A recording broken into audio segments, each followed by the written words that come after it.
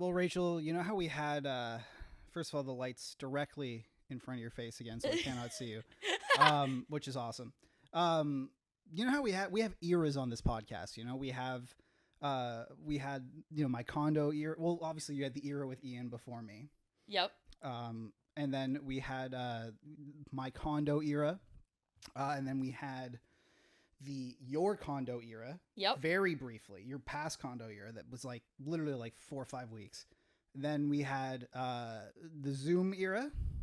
The Zoom era. Then we had our studio era without mics because we thought that the wireless mics that came with our cameras would work. That lasted 2 episodes, and producer Connor was gonna kill us. I thought it lasted 1. Like we realized they weren't actually wireless mics, and we were gonna get beaten with hammers by Connor. And then we had our studio era, like our real studio era with mics, and now we have our studio era with mic stands. We do. Look at all this hands-free stuff. That's great. It's awesome. I kind of love it because now neither one of us looks like a dork holding a microphone. No, it's so much better.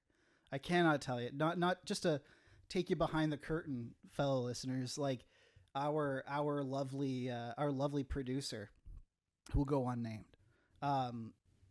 It's Connor. He what's great about him is that he has to edit out all the little noises and stuff that come from the mics and come from everything. And so when you're holding a mic, every once in a while you rustle around, you move on this couch or whatever, and lo and behold, that picks up on the mic, and Connor would have to go out and painstakingly paint it out, basically.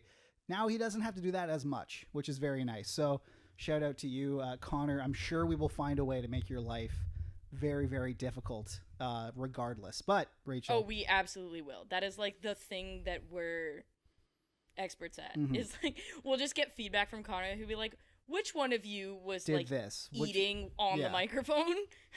Yeah, it's which one of you were like grinding your teeth right up into the mic? Which one of you doing that? It's crazy.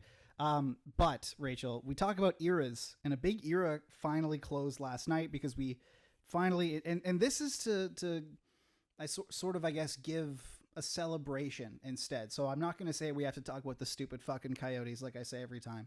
I say we get to talk about the Coyotes basically one last time because they are now an inactive franchise. Which is like an interesting... Which I don't think we've ever seen. I haven't seen that. Has that ever happened before? No, like they deprecated the Flames and then they became the Thrashers eventually. They defecated the Flames? Deprecated. Okay. Then they deprecated the Jets, and then the Jets returned as the Jets because I'm pretty sure like the fan base in Winnipeg was going to revolt if they called them anything else. Yeah, and also I think Mark Chipman never... I don't think he ever thought anything else. Like, yeah, that man was like, this is what it's called. This like, is the we're Jets. done here. I'm bringing the Jets back to Winnipeg. The Jets are coming back. And now, today, we get told that their sale has been approved to Smith Entertainment Group. And God bless Pierre LeBrun for reporting this, because his mentions have to be a tire fire. It is highly likely that the team, which will be called Utah, not Salt Lake, is going to go into the season without a name or a logo. And we talked about this with the PWHL and how, like, silly it is. If you are... I understand not wanting to rush. I remember the Jets being like, we're going to be the Jets, but we're going to hold back our branding until, like, September. I understand if you don't have a name or a logo ready to go on April 20th. I do not understand... April 18th, actually.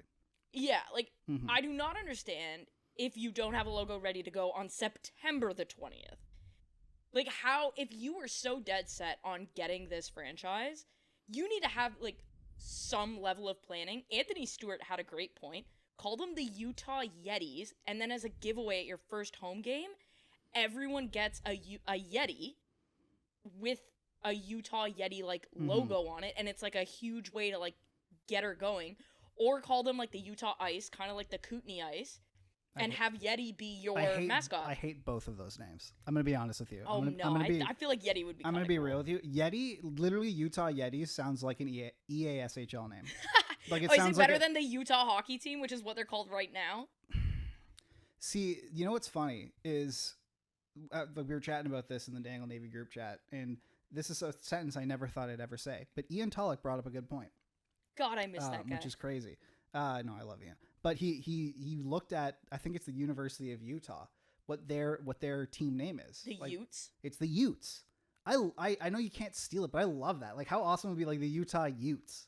Or just have that as a placeholder or something. Like, you cannot be like the Washington Football Club or the whatever. Yeah, that's a different one because I liked they had to remove a racist name. You had to remove what was basically a slur. Yeah. Like if you went into a workplace Said and that you word. called a Native American person or a Native Canadian person or Indigenous person a redskin, basically, like you would get fired. You would like lose on your the job spot immediately. So I get that. Like Utah, they should have an, first of all, I don't know how much I trust, and I believe Ryan Smith didn't buy the Utah Jazz, like he didn't create the Utah Jazz. No, he just He bought them. So I won't pin the fact on him that Utah is called the Jazz when Utah doesn't have jazz. Utah is not known for jazz.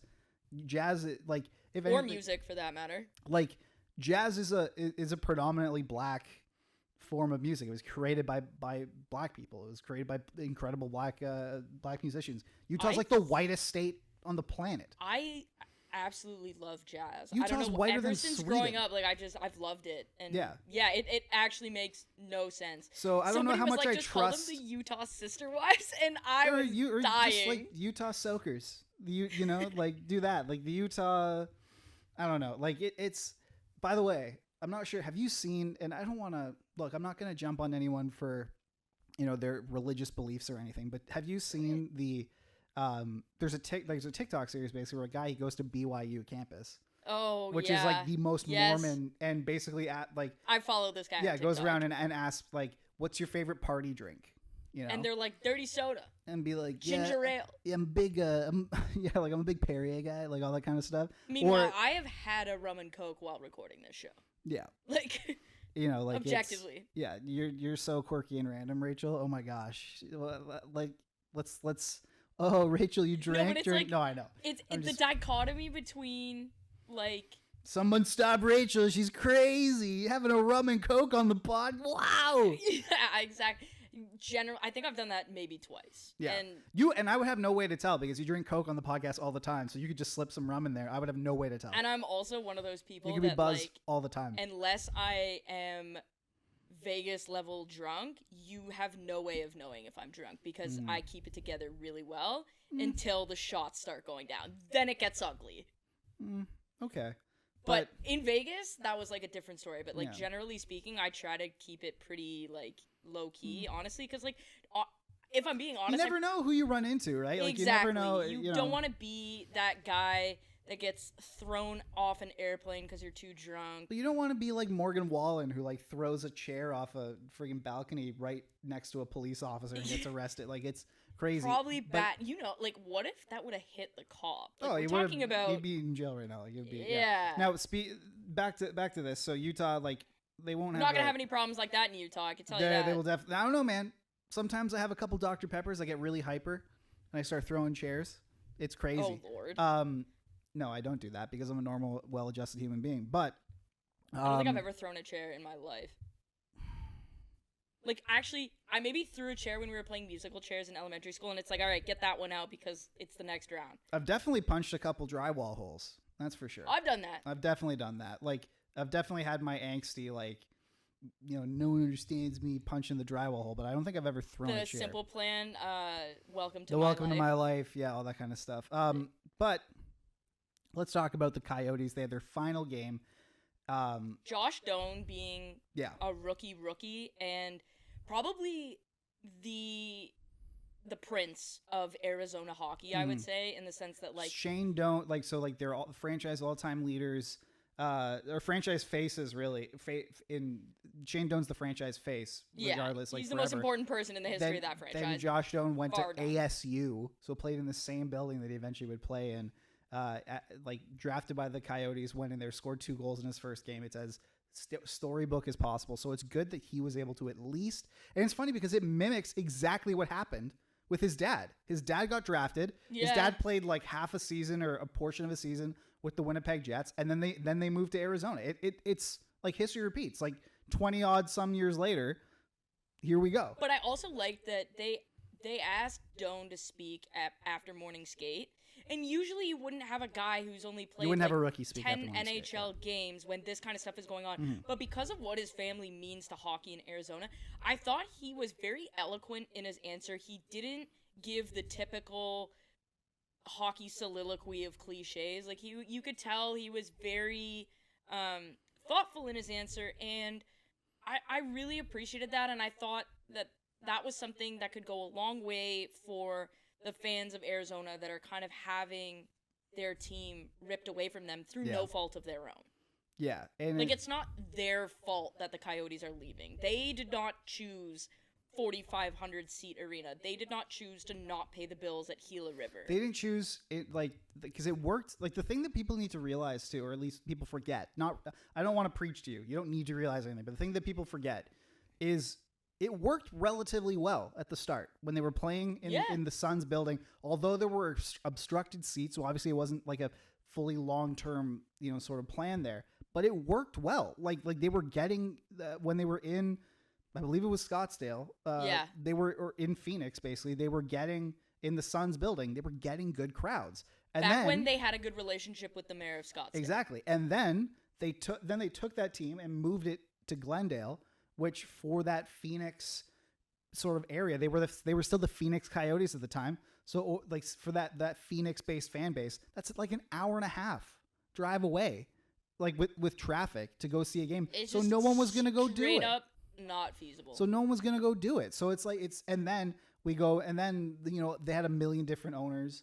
And then, Jim Balsillie tried to take him and move him to Hamilton, which, by the way, would have failed. Yep, 100%. I'm not sure if any of you guys have been to Hamilton. The last time I was in Hamilton was for... Yeah, we talk about dumping on Salt Lake City. Hamilton, objectively worse. I'm not sure. Like, listen, the people in Hamilton, they're lovely. They seem nice. I really don't want to... I don't want to seem like it's attacking nothing you. to do with the people in Hamilton. Like, the last time I was in Hamilton was for the Heritage Classic between the Sabers and the Leafs in 2022. They played in Hamilton at Tim Hortons Field. There's no fucking way that place would have housed an NHL team. No chance. No, not a single chance. I cannot believe Jim Balsillie had the balls to even suggest that, and he obviously got shot down. But yeah, it's got to be a major metropolis. Like, what are we doing here? That place is terrifying. Like, it's also it's an objectively terrifying place to be. But so they had a great look. They played very well. The players played very well. The fans came out in droves. It was a whiteout. It was sort of a celebration. It was like a wake. It was like celebrating this dead team that was playing in front of you. They won. They beat the Oilers, even though the Oilers had nothing to play for still. Like, it was, things were... Oh, Arizona Coyotes money line last night was the freest money imaginable, and it was like plus 150. One of my friends is a huge Coyotes fan, has been ever since the Coyotes got to Arizona. Like, has had season tickets forever. Was in there like 96 or whatever it was? Sending me video. Yeah, like his parents got him because he's like in his mid-30s. So he started going when he was like 6 or 7, I want to say. And like now that he's in his mid-30s, like he has the season tickets and him and his wife go all the time. And he was sending me videos of what it was like to be in the crowd last night. And like the Salt Lake sucks chants were loud. And you know what? Whether Salt Lake sucks or not is not relevant here. The fans of the Arizona Coyotes have every right to be upset, and let them grieve their team. Let them feel how they want to feel, because I can't imagine what it's like to be the laughing stock of a league for so long for the reasons that the Coyotes were a laughing stock. Like, the Leafs are a laughing stock in the sense that, like, in the playoffs, they're a clown car, but that is a well-run organization that props up arguably half of the league from a revenue perspective, whereas like Arizona straight up wouldn't exist without revenue sharing because they've been so poorly run, and that is not the fault of the fans. And so for them to have their team ripped away is just, it's really heartbreaking, and I'm really glad that they got to go out on a winning note last night, because stomping the Oilers and the best player on the planet as a sending off is a pretty great way to do it. Yeah. Now, I don't want to make it too negative, but there are a couple things we have to talk about. Number one is that, and I'm going to say that this was a good thing that it happened. Okay. That Alex Morello, the owner, or now former owner, because they are an inactive franchise now, but the owner in the last game did not show up. It's probably for the best. And and a lot of people were saying he's a coward, which he is. That's disrespectful to cowards. This is straight up disrespectful. Oh, yeah. A lot of people were saying he's a coward, which he is. A lot of people are saying he sucks, which he does. A lot of people are saying he's an asshole, which he is. True. A lot of people were saying he deserves to get beaten with hammers in a parking lot, which he does. Bad businessman. Objectively true. Exactly. Might be a borderline sociopath, which he might be. But I think that, and he was likely advised this way, that it's a good thing he didn't show up, because if he did, that would mean the whole story. After every face-off, they would do a camera shot to his owner's suite or whatever passes for an owner's suite in that fucking rec league arena. And it would have been all centered around him looking embarrassed, or him looking sheepish, or him looking weirdly happy, which then would have pissed people off. Then there would have been Morello sucks chants and the whole thing. Okay, that would have been kind of fun. It would have been hilarious, but it would have taken away from the fact this is supposed to be a celebration. It would be like the guy who murdered your family member showing up to that family member's funeral when you're trying to celebrate them. Who was I talking to? Somebody was doing I went to York with them. They were studying a master's of criminal psychology, and they were saying one of the big things that murderers do is they show up to the vigils or whatever. I'm like, that is they do. So screwed up. No, they do. That's also big. Are we gonna see Alex Morello in a baseball cap in Salt Lake City? That was a major plot point in the Batman, that the Riddler would show up to the funeral of the mayor that he killed. That's when the big bomb thing happened. Greatest movie ever made. Anyway, but I did enjoy that movie. I'm glad. But that is so I would say it's a good thing he didn't show up, because also if I'm a fan in Arizona, this is my life, and and I had nothing to lose. If I thought I would try and kick that guy's ass in the stadium, because you're not far away. It's a 45. Yeah, you could probably huck a beer can in. You could absolutely. You could hit him with a beer can. Yeah. Even if you're sitting right next to the ice, you're sitting up at the glass. Oh yeah, if you got an arm, you can huck a beer can. You don't even really need an arm. You just need to wind up. And with a hope and a prayer, and it wouldn't even have to go that far. It's not big. I think about whether or not I could get from I look at it in as Ricoh Coliseum, which has more seats, by the way. It's literally Mattamy Athletic Center. Exactly. It's Maple Leaf Garden. Would I be able to throw a beer can, semi full, definitely not empty, but a semi full beer can from literally glass seats up to one of the boxes? Absolutely. Oh, 100%. And so he would have been escorted out right away. So it's a good thing he didn't show up. Yeah. The second thing, though, and this is just actually I have three things to talk about. The second thing is, and this is just the piece de resistance, the number one, this, it just encapsulates everything about the Morellos and everything that their legacy in owning this team is, that Shane Doan's there. He's there to celebrate. You know exactly where I'm going. Oh my Shane God. Doan is there, and he's there to celebrate the final game of the team that he basically helped install and was the steward over for 21 years, I believe it was. He his face, his name, everything. He worked for them in their front office and left because they wouldn't let him move up. They wouldn't give him a bigger role. Yeah, because that Alex Morello Jr. had to have that role. Exactly, because he had to split that in with between the being the owner's worst son. He had to split those duties, the hockey ops duties, in between being the worst social media manager in professional sports. But Shane Doan's there, and he's there to celebrate this team that got murdered by the Morellos. And a fan, fans have to do all the work here. Fans have to do all the work for the Coyotes. Outrageous. A fan finds Shane, goes to the dumpster so apparently it was a storage room. He came out and corrected that it was that's so much better. It's not better, but for the at least they didn't there wasn't banana peels and stuff over it, which is good. But the Arizona Coyotes, when they got kicked out of Gila Arena, by the way, they got kicked out. Like it's not official that they didn't get evicted. It's they not got official. asked to leave. But they got asked to leave. Their lease was not renewed. And most of the time leases are renewed unless it's on the onus of the team going, we have a big complex that we're building. Generally speaking, in business terms, your lease is automatically renewed unless you are an outrageously bad tenant. I work in commercial real estate now. Like I'm telling you, that is the case. Unless you are a really bad tenant, they will just automatically renew your lease. And so, which is where worlds collide with me sometimes.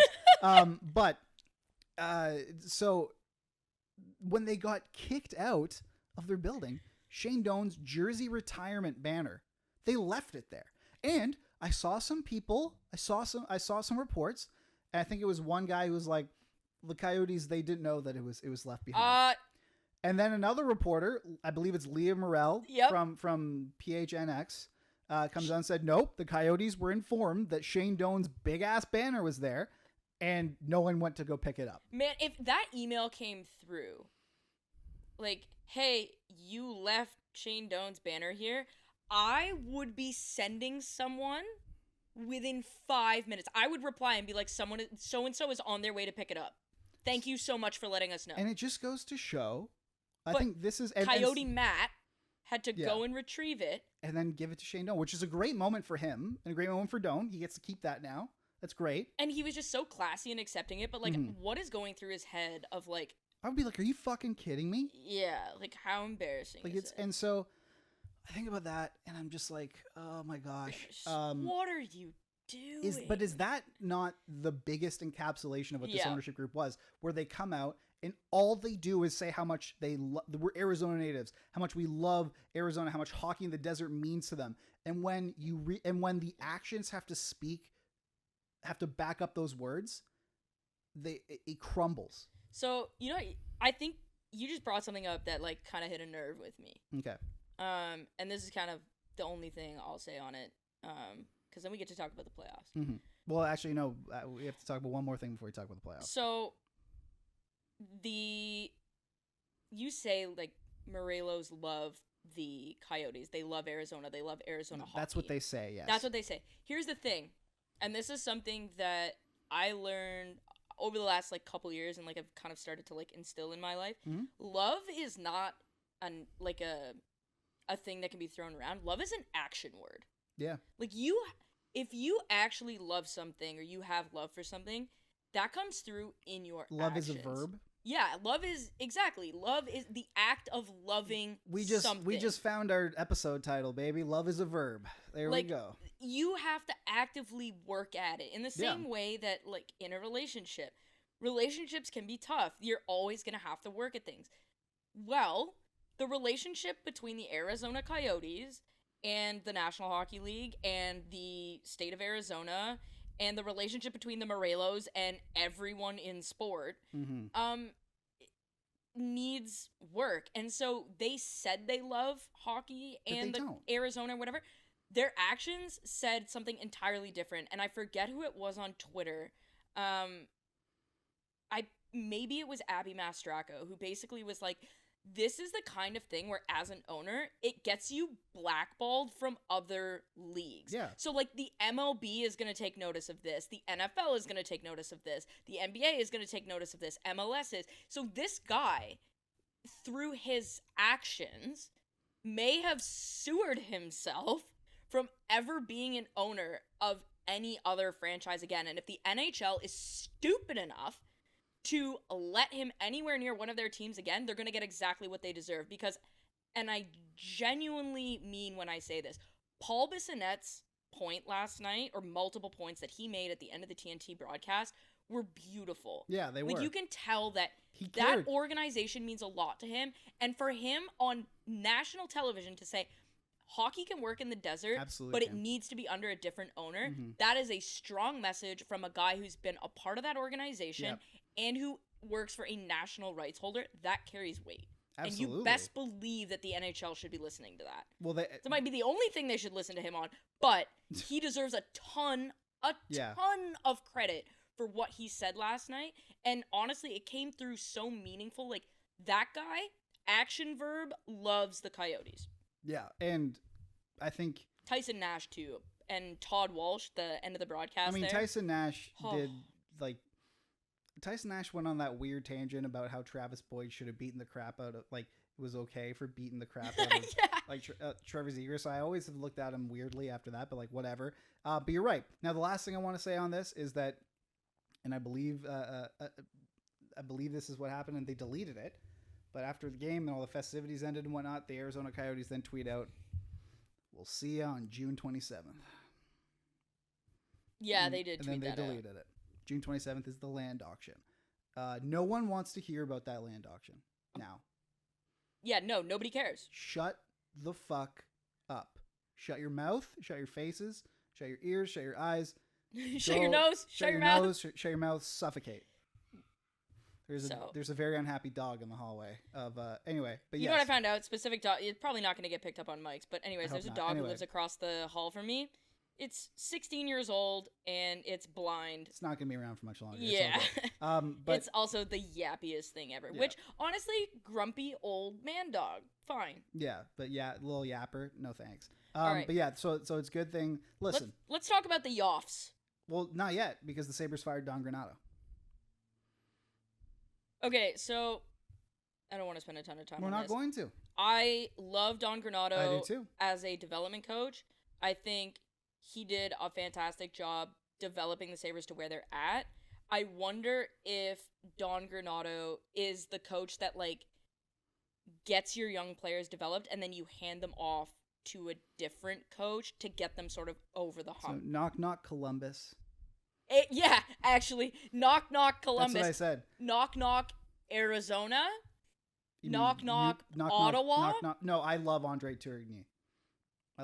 No, but I'm talking about players with teams with young. Knock. Well, I guess Anaheim has a new coach. Chicago has a new coach. So yeah, okay, fine. Columbus. I think you'd be good for New Jersey too. I think they're gonna keep Travis Green. You think so? I think that's a mistake, but like it. Well, I wouldn't say I think they're gonna keep it. I think it's 50-50. Okay. Well, I think it would be a mistake if they did. If they didn't go out and get, like, I think Don Granato would work really well. I think he's obviously got huge ties to USA Hockey, which is huge for the Hughes brothers. I think he's really good, like, at reaching young players. I think he's learned a lesson in keeping people accountable here, because a big thing that the Sabres players said after this, in light of the news, is that they really like him. They really like Don. He's a player's coach. But they did begin to realize that maybe they weren't being taken or held accountable enough. Remember Casey Middlestat's first comment that the Colorado's morning skates are more difficult than Buffalo Sabres practices? Exactly. That's not a great sign. It's not. Like, so Connor Clifton, for example, keep in mind Connor Clifton played in Boston for It's about for the a most while. sturdy program around. Sturdy, like the best culture, I think, in the league that Yeah. they've developed. And he goes, the coaching change, I mean, I'm going to miss Don Granato, obviously. But at the same time, I'm excited to see who is going to come in, a new voice, a new opportunity for the Buffalo Sabres to make the playoffs. He said there was another one, is we need a hard, accountable new voice. Dean Evison, come on down! Dean Evison would be perfect for him them. Or Craig Berube. How we doing here? Yeah, Craig Berube, Dean Evison, either one of those. I think Dean Evison is probably the perfect fit there. I think if the Leafs bow out in the first round, Dean Evison is exactly what they need if they keep any of the core guys. Like, yeah. Stuff like that. But anyway, and Sabres. I'm not gonna say that it's gonna happen, but like, let's be honest here. Neither one of us will be shocked if Joel Quenneville has a job on an NHL bench next year. Well, Mark Lazarus wrote a piece, basically assuming that it doesn't seem like Joel Quenneville is going to have a job soon. Like it. But I wouldn't be. You wouldn't be shocked, surprised. but it doesn't seem likely, which is good. Right. I think the league at least. I'm not opining that it's definitely, a good idea. definitely. Please I know. don't take it that way. But I think at least the league is realizing, even if doing it for PR reasons is not the right reasons, I think they're realizing we can't take another image hit like that. But yeah, the Sabres, they haven't made the playoffs in 13 years. That's the current longest streak, which is insane to think about. That is an 8th grader. They're, oh my God, yeah. That's... if they miss it for another year, their playoff drought will be heading into high school. Granato had a 122, 125, 27 record in 4 full seasons. And listen, he was exactly what they needed at the time when he came. But you're right, he did seem like a great sort of, I would say, like janitor, like mopping up the mess there, and then sort of building a foundation. Yep.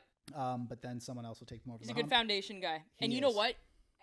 You need those guys. Those guys are important. One guy who I think is going to get an NHL shot, maybe not next year, but pretty soon here, David Carl, head coach at Denver University. Yes. He's built that program to... I've heard good things. I've heard rumblings. I haven't... It's rare. I've not heard a bad thing about him from a single player that's come out of Denver. Damn. Not one thing. There you go. So, I mean, guys love to play for him. That's why guys are going back to play for him. So, I think when you look at it, he's going to get a shot at some point. He's young. He's like 35 years old or something like that. I wouldn't be shocked if he's back coaching the World Junior team this year. Mm-hmm. But I think that's a guy that deserves an NHL shot. When you win multiple NCAA championships and World Juniors, like, there's not really much left to win. To be fair, if I got to play college hockey in Denver, I wouldn't have bad things to say about most people. I'd be pretty happy.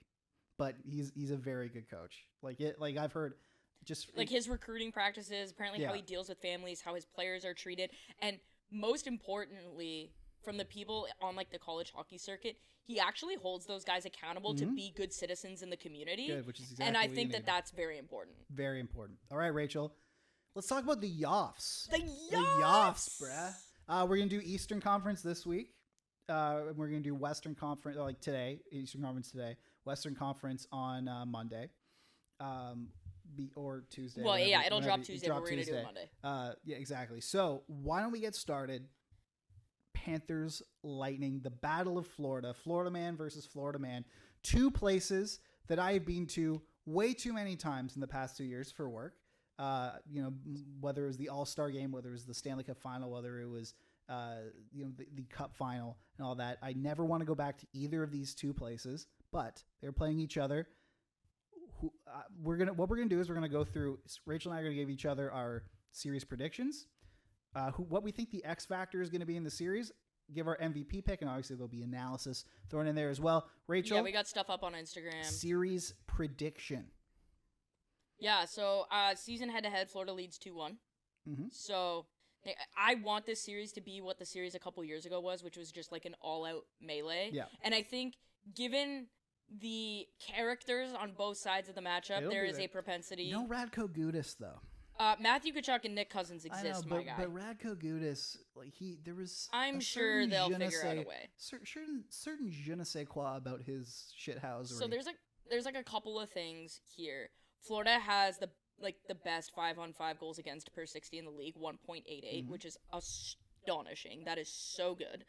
And Tampa's power play, 26% on the season. Holy shit. Mm-hmm.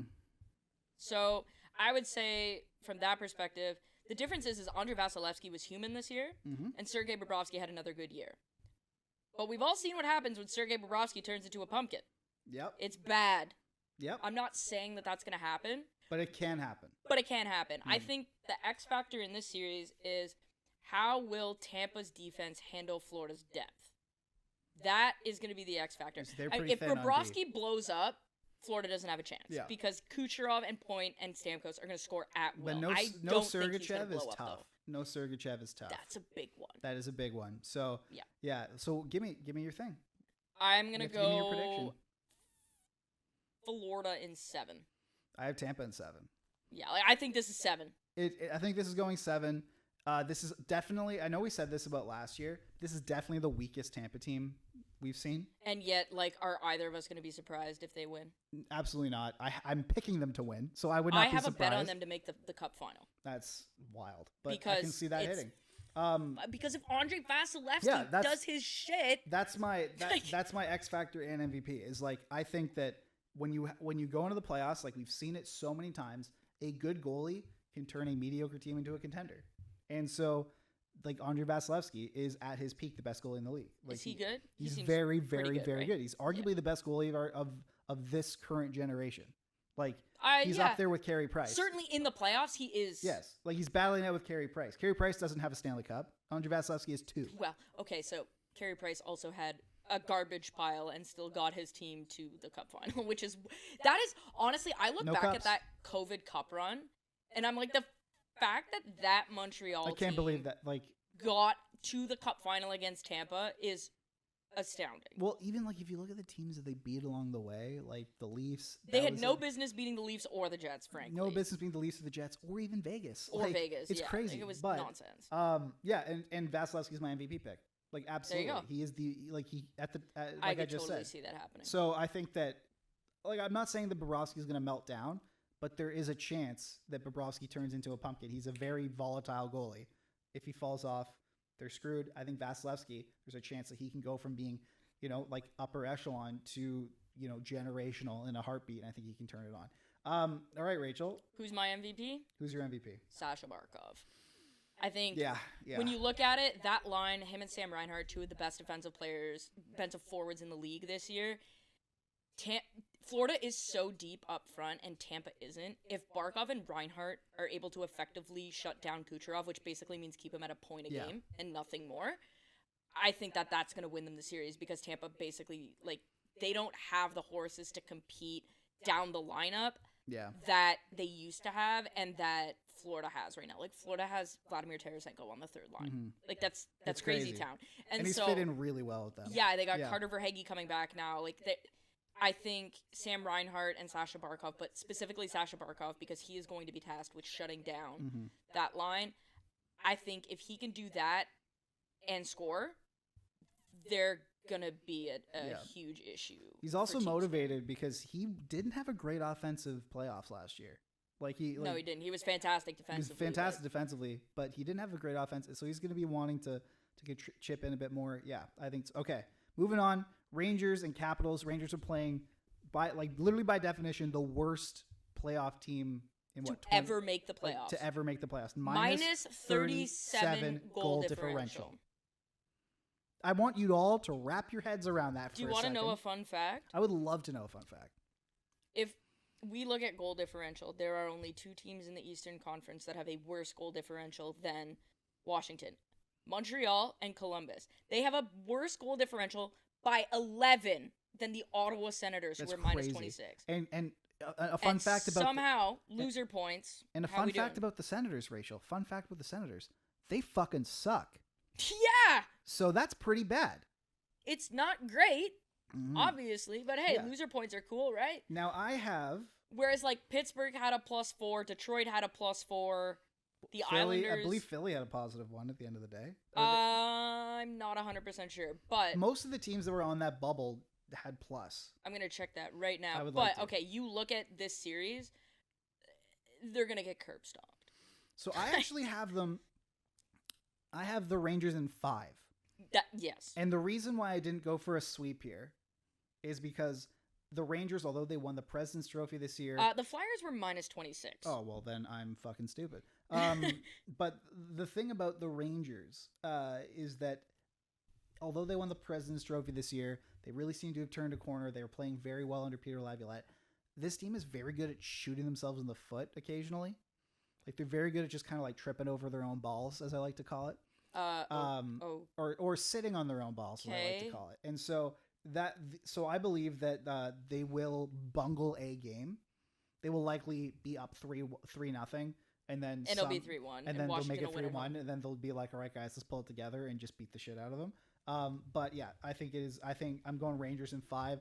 If it wasn't for that gnawing sort of this Rangers team can maybe take the foot off the gas at certain points, I wouldn't, I would say sweep, but yeah. I'm going to read you some stats because they're crazy town. The difference, like the chasmic difference between these two teams it's so funny. 5-on-5 goals per 60, 2.51 to 2.1. Woohoo! Power play, 26%, 20%. Penalty kill, 85%, 79%. Oof. 5-on-5 expected goals for neither team particularly good, but 49% to 45%. That just, sorry, the fact that like the Caps have like a 79% penalty kill? Yeah. That just makes the Leafs so much more depressing. It's just... We'll get there, but like, man, that's the Rangers are better in every facet of the game. They're deeper in goal. They're deeper on defense. They're deeper up front.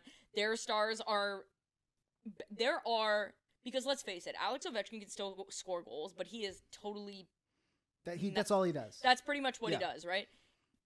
At every single position up and down the lineup, They're the better. Rangers have the better player. Yeah. There is no scenario. Their backup goaltender is better than the Capitals' starting goaltender. Their starting goaltender is also better than the Caps' starting goaltender. Then you look at Fox, Trouba, Miller, Schneider, Lindgren, which underrated story, the Lindgren brothers playing each other. Mm-hmm. And first playoff series since the Panarin-Wilson incident. Which I'm interested to see because there will be some hate there. But Tom I think, Wilson in the playoffs, give to me. Yeah, but I also think, and this could be their undoing. But I think the only thing that can stop the Rangers from winning is if Tom Wilson gets in their heads and they just melt down, like they throw a hissy fit. However, they now have Matt Rempe to go out there and kick some booty. basically put Wilson in his grave. So yeah, we both Excuse me. agree that the Rangers are going to curb stomp them. Yes. I wouldn't be surprised if it was a sweep, Yes, but but I I'm have putting Rangers in 5. I Yeah. actually have a correct score series bet on Rangers wow. 4-1. X factor in this series I is just have depth. yeah, Like it's just like they're overwhelming. they're better. They're just so much better. It's But overwhelming. I think this might be the Alexei Lafreniere coming out party. Oh, I like that pick. I like that pick. I think this is the Alexei Lafreniere coming out party. I have Zibanejad because that guy turns it on in the playoffs. Like he can. Zibanejad he's a very good player in his own right. Don't get me wrong. He goes Coco Loco in the playoffs. But in the so. playoffs, like he can become like the story. So I have that. But I would not. That is a great pick. It's a great pick. All right. All right. Hurricanes and Isles. Most boring series that We could get a possibly be repeat played. Of last season, we get the Canes and the Isles. Now, Isles also poor score differential, -17. Obviously better under Patrick Waugh. They had a lot of catching up to do. Hey, Patrick Waugh coaching a playoff series. That's pretty cool. I like that. So underrated part of this series. Versus Rod Brindamore. Yeah. Underrated storyline here. 2 of the most emotionally charged coaches in the league. I like it. It is going to be there's going to be at least one meltdown. Yeah. At least one meltdown. There will be one like stanchion shaking like between the benches. Coco I like Loco. That. So here, let's do some stats. Let's do some stats. 5-on-5 goals for per 60, relatively even. Really? Yeah. Interesting. 5-on-5 goals against per 60. The Canes have a slight advantage there. Okay, the penalty kill. Yeah. So here's the crazy thing is that everyone paints the Isles as being like the sort of the metapod can't score, which they can't really, but like can't score. They have one line but that can score. But they defend like crazy. Their penalty kill sucks. So Carolina's penalty kill finished number 1 in the NHL at 86.5%. That's nuts. That's crazy. The New York Islanders penalty kill finished dead last. Yeah. Worst penalty kill in the league. 15% lower. You want to find an X factor? That's your X factor. Yeah. That situation right there. 5-on-5 expected goals for share, though. I'm saying which team is more likely to take penalties? The Islanders. Isles, exactly. Carolina's expected goals for at 5-on-5 this year, like their What? goal share. What is it? 57%. Holy They Toledo. mashed the rest of the league. The closest team was 55.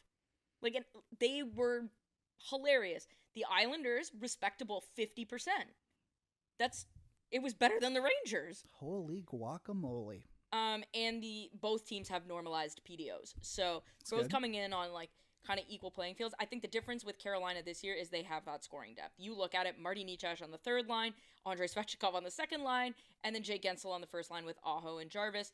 Plus you've got really good defensive forwards in Seth Jarvis and Jordan Stahl. Whereas with the Islanders, they've got one line. It's the Horvat-Barzal line that can really do damage. And if Ilya Sorokin doesn't figure it the hell out, they don't have a chance. Yeah, I have Canes in 6 because I think that the Isles are going to be just so annoying that they'll squeak 2 wins out just out of sheer like go away, but they won't. And also they have Sorokin, who I do think will figure it out. But like the Canes, I mean, this is like the best Canes, the most balanced, I would say, Canes team Yes, seen their of the- defensive depth is hilarious. Their defensive depth's hilarious, but their offensive, like, Yeah. we all knew that their defensive depth was good. Like that's Getting been their calling Gensel card. is a huge. He's my X factor in this series. He's my because he's my MVP pick and my X factor. Yeah. Yeah, well, I would say from a player perspective, he's my MVP pick. The Yeah. X factor in the series is their the new- power play versus the penalty kill. Yeah, mine's like basically Carolina's new offensive attack because getting keep in mind Evgeny Kuznetsov too. It's a guy who's been there. He's done that. You know, but I think Jake Gensel Has been there and done has been all there that. and done that. Although Kuznetsov is like both Kuznetsov and Gensel have ended each other's seasons before. Yep. And I think that they're both very like if you can sort of quantify clutch, which you can't really, but if you can, these two guys rise in big moments. Yep. And I think That's what Carolina's been missing. And I think Kuznetsov is going to be extremely energized to be back in the big show, back in the playoffs, playing meaningful hockey. Yep. But Gensel, I mean, that guy is he's a fucking stud. Like he's a gamer. And Yeah. There's no quantitative analysis for me here. He's just a friggin' gamer, and I think he will do very well. As Rod Brindamore says, he gets it done. Gets it done. And all right, Rachel. Maximum Here we go. pain. Leafs and Bruins. It could only be one way. So I'm honestly thrilled about the Eastern Conference and how it's kind of shaken out in the first round. We're getting the 1-8 matchups. Mm-hmm. We're just not getting a reseed for the second round. So we're getting that. So everyone who's supposed to have home ice advantage has home ice advantage. Mm-hmm. But we're also getting the Battle of Florida. Yep. The Rod Canes, the Bod versus Patrick Waugh. exactly, which is a rematch of last Mhm. year. And then we're getting this series, We're getting Leafs and Bruins. which is going to be far and away the most emotional, nasty series. Them and the Florida Tampa is going to be. I think it'll be even. I think Leafs. But Bruins I think will be Leafs. worse. Which here's a fun one. Instead of X Factor, which Leaf is getting suspended, and why is it Max Domi? You know who's getting suspended if he plays, which I think they'll put him in because it's Boston. I would like, and I don't know if you can bet on this, but like You can't. I would bet a good chunk of money that Joel Edmondson is sitting for a game. You know what's so funny, because he cross-checked Wayne Simmons in the head like Yeah. 18 times in that Montreal-Toronto And series. never got called. Nary a minor penalty. He will cross check. David Pasternak, Not even Brad David- Marchand. Not even that. Like he will cross check like Charlie Coyle or someone in the head, and all the Boston reporters who like Well, who drink blood when they wake up in the morning will go. Oh, we can't have this in the game. Oh, no, this is oh my stars. Oh my heavens. And they will like and he will get suspended for at least a game. I get like that or Labushkin. over if or Labushkin under plays. over under 1.5 suspensions in the series. Not games, number No. of players I'm gonna suspended. I'm gonna go under, but like I think there will be one suspension. It will be Joel Edmondson. He will get suspended 2 games for a insane cross check to someone in the head. Okay, or so in the my net. suspension pick is Max Domi, because similar to Kadri, Mm-hmm. he gets the Ty Domi Red Mist rage, and he is a Toronto boy who has been very vocal about the fact that he wants to win here, and that's all he cares about. Mm. I could absolutely see the Ty genes going a little squirrely. I hope it's not the case, though, because when he's healthy and playing with Matthews, I honestly think Matthews didn't get 70 because he was playing with Marner instead of Domi for the last 2 games. Good thing that we're paying that guy 10.8. 8.93? Yeah. Good. No, 9.3. Yeah, like it's Whatever a it very is. very good thing that Max Domi, guy who's played on 7 teams in the last 8 years or whatever, was making $3 million on a 1-year deal, is a better fit alongside your superstar. Really great. I mean, from a balance perspective, being able to put Marner, Matthews, and Nylander on 3 separate lines, just like we talked about with Carolina just now, ideal. So, like, super cool. Just don't get suspended. Yeah. Now, okay, let's talk about the series. I got stats. Hit me with stats. So, the Leafs have an edge at 5-on-5. Goals for. Mm-hmm. 3 goals a game. 3 goals per 60, sorry. To Boston's 2.68. Now, 2 of those goals, even strength goals per game, are actually all Austin Matthews. I'm not sure if you knew that. 5-on-5 goals against, though, and this is where the goaltending matters. 2 goals per 60 Bruins, 2.5 for the Leafs. The X factor in this series is once again the goaltending. The power play is 2% difference. Who you starting in game 1 if you're the Leafs? Samsonov. Yeah? Yeah. The penalty kill is a 5% difference. Boston 82.5, Toronto 77. Not good, but Toronto is better at 5-on-5.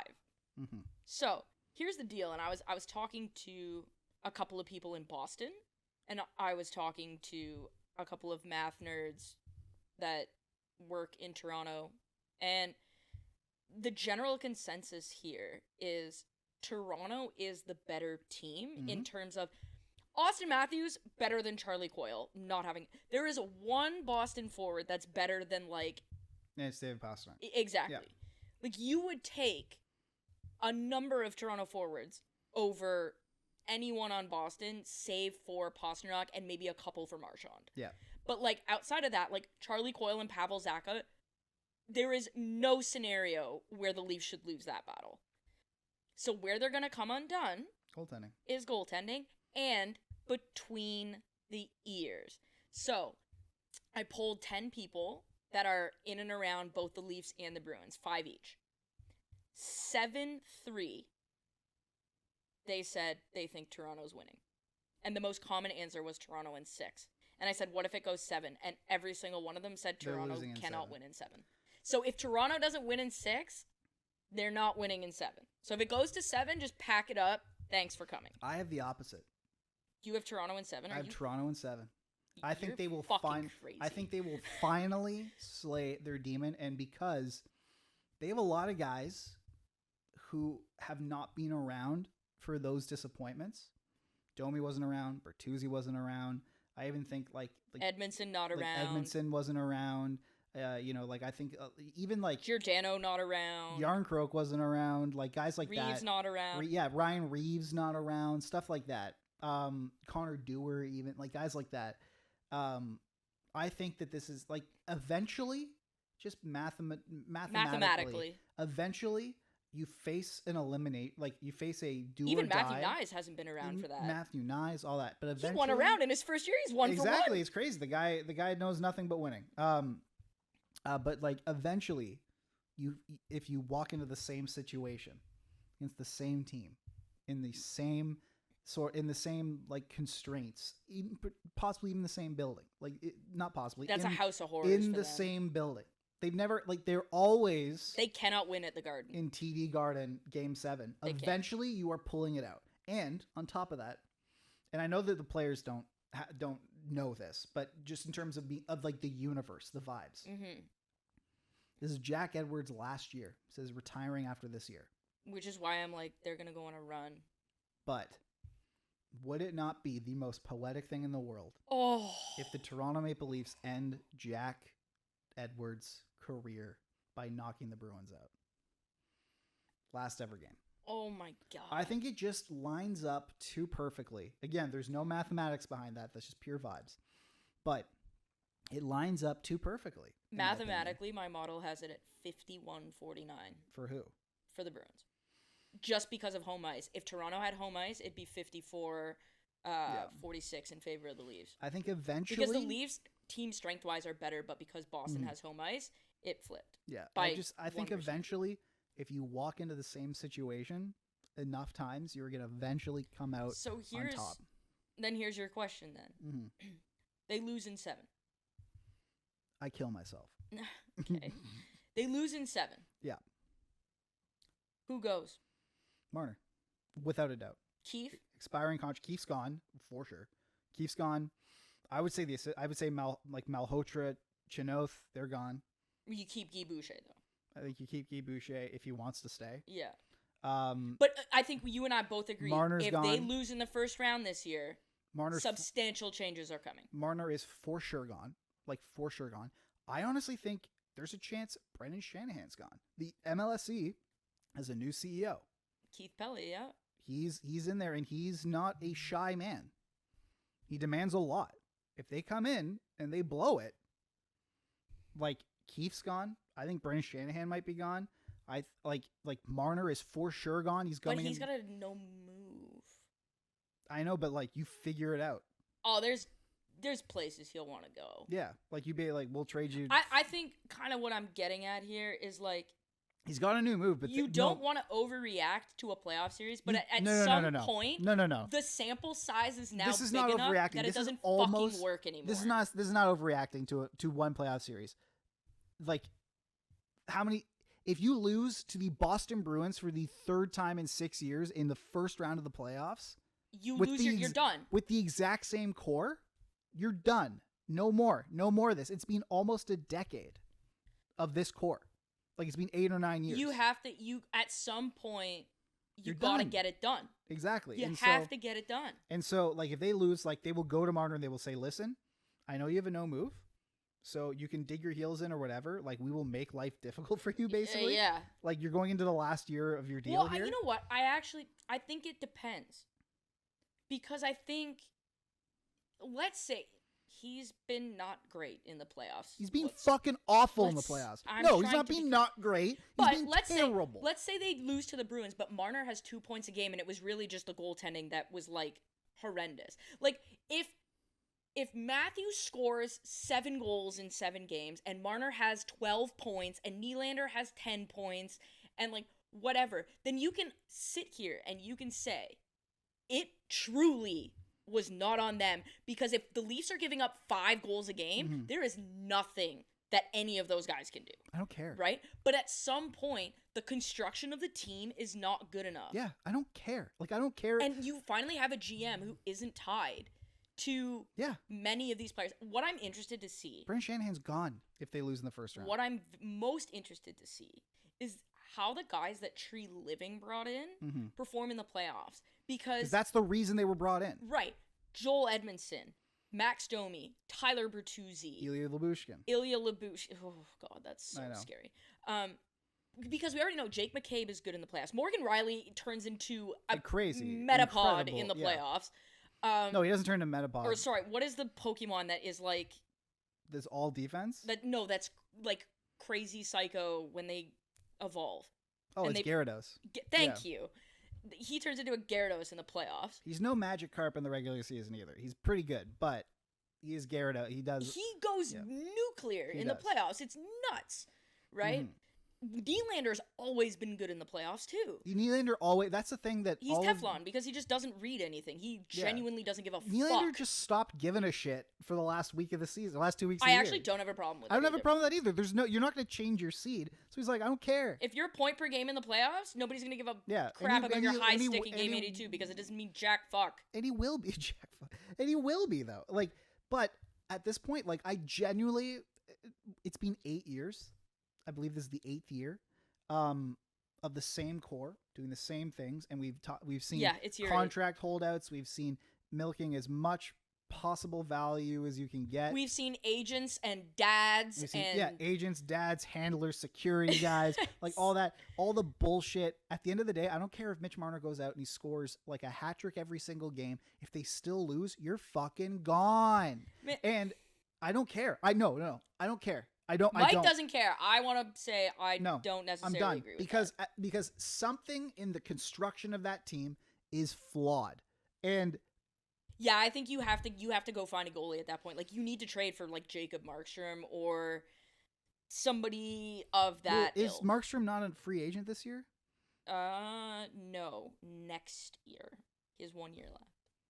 Really? Yeah. I thought he was going into No, UFA. because that's why New Jersey wants him. They want to trade for him so that they get the negotiating power. Yeah. Okay. Well, he's not a UFA. You go and you trade for him. You go and you try to figure out, like, you're not getting Hellebuck, but like you go because he just re-signed. But like I would say you go to Nashville and you go, I will give you whatever you want for UC Saros. For Saros. Like, or something like that. Or, I don't even know. Like, you go to Vegas. So let's get back to the series. Logan Thompson. Yeah, like if the Leafs win, let's say 2 weeks from now we're sitting here, the Leafs have won. Great. What went right? What happened? What's the what's the storyline? What are we talking about? The Stars stepped up. Like what went right is that like you said, Matthew scored 7 goals in seven games, and Mitch Marner looked present all the time. You know, like Mitch Marner didn't accidentally Ghost mode. didn't accidentally shoot a puck over the stands and then cry in the penalty box like he did that time, like a little bitch, like, you know, stuff like that. Like I think the story is that the goaltending held up. Oh, I was gonna say, like, and like Ilya Samsonov provided .915 save percentage goaltending, because that's realistically that's what they need. You know what I think, and this, like, I've actually, they don't even need .915. They need timely saves. No, but I'm saying I believe, like, there's something in me that thinks that Samsonov is going to start game one. He's not going to be that very good. I think he's going to start game one, and the Leafs are going to lose 5-2, and he's going to let in 5 goals and 25 shots. So they'll put in Joseph Woll, and Joseph Woll will go on a run. That's what I think is going to happen. He's so even keeled that I think you could be right. And if you looked at how he performed last year in the most difficult circumstances you can possibly put a rookie goaltender into his first ever playoff action in an elimination game at home. Well, actually, elimination game on the road and then at home, and he performed freaking incredible in both those games. Against the Florida Panthers, a team that's actively trying to kill you whenever they get on the ice. I think he goes on. Like, if the Leafs win the Stanley Cup this year, it's Joseph Woll that's in net that assessment I agree with. And so I don't think they're going to win the cup, for the record. Who knows, man? Like, so it's, but my series MVP pick though, it's going to be Tyler Bertuzzi. This is exact. First of all, former team. Yep. Playing against, and this is exactly, literally, like, down to a T. The opponent, the situation, everything. Why they signed him. They didn't sign him for the regular season. If they did, that's a horrible contract because he did not produce at all. He ended up with like 12 goals or something. Like, not great. But if he scores 5 goals in round 1, you're like, oh, who cares? They signed him to perform in the playoffs. In the offs. That is the entire rationale behind why they gave him $5.5 million this year.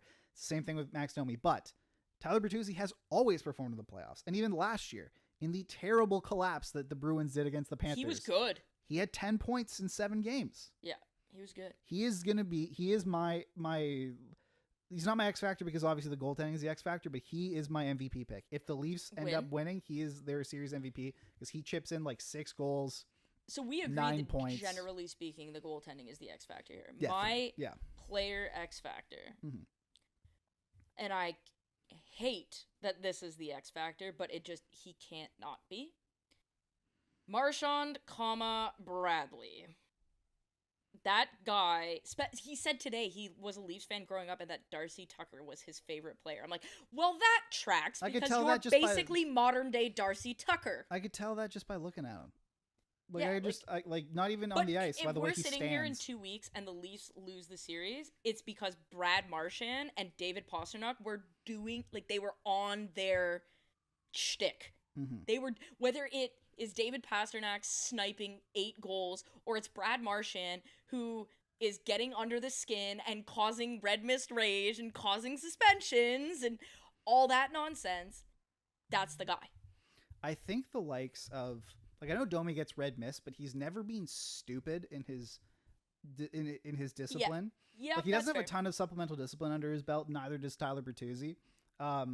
And also, obviously, you have Ryan Reeves there. Now that you've said that, they're both getting suspended. But now that you have Tyler Bertuzzi, you have Jake Edmondson, Joel Edmondson, guys like that. So I think that there's like more there where I think there's more in the sense of like if they try and do that shithousery, like I think Ryan Reeves is at least going to be on the bench being like, okay, not up in here. Like I'll go out and I'll just beat him with a hammer. Like I'll go I'll go out there and I'll just put him in the ground. What was interesting this year that I noticed about the Leafs that's been different in years past is they have guys on each line now that are willing to be like dickheads. Yeah. Matthew Nyes is like, I'll be a dickhead. I don't care.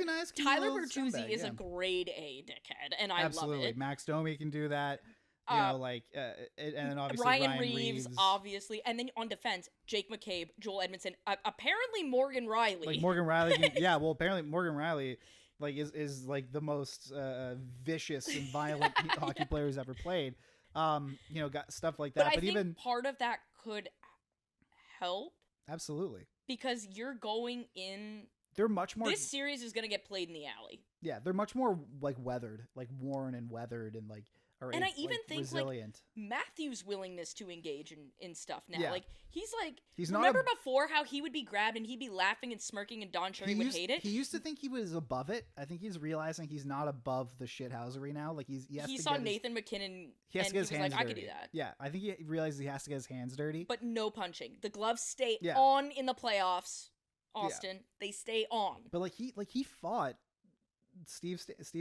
That was crazy. Steven Stamkos. To be fair though, like Stamkos didn't even take his gloves off. He just started, I know that was like, such a because bitch he's a move. chicken shit bitch move. But like, yeah, I think it's gonna be interesting.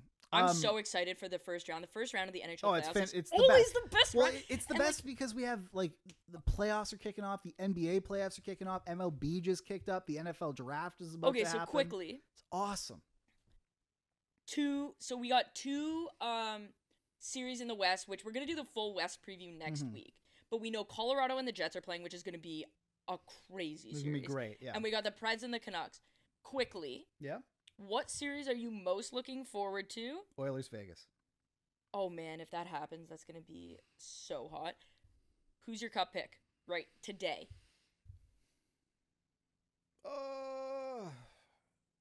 Colorado. Okay, mine's Dallas. Oh fuck.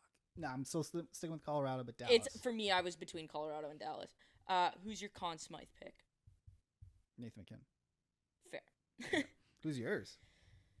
Miro Heiskanen? Jake Ottinger.